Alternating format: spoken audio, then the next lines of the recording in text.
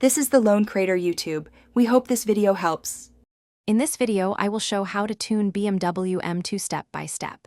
Begin by inspecting oil, coolant, hoses, and air intake to ensure mechanical health before any software changes. Next, gather baseline dyno data and loggers so you can measure gains and spot issues. Decide if you want streetable power, track performance, or a balanced build that keeps warranty risks manageable while delivering visible, usable improvements.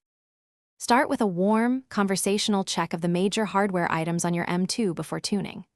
Look for intake leaks, boost hose cracks, and worn clamps that create inconsistent boost and poor fueling. Verify spark plugs, coils, and fuel pump pressure are within performance spec to avoid knock under tune. If you drive on track, consider improved intercooling and thermostat upgrades to keep temperatures stable during extended sessions.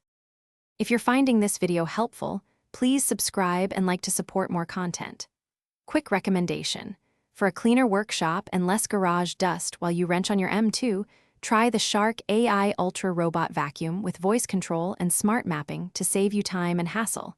It even handles edges and low profiles with ease. Check the description for the link and other deals. Now let's get back to the video. Load the software and approach tuning like a scientist with patience and clear goals. Use a trusted tuner or reputable map that matches your hardware and fuel, and always data log knock, air-fuel ratio, boost, and timing during test pulls. Make one change at a time and confirm results on the dyno or controlled road runs. This method reduces risk, improves drivability, and helps you know exactly which mod produced the gains. Thanks for watching. Consider subscribing if we helped you.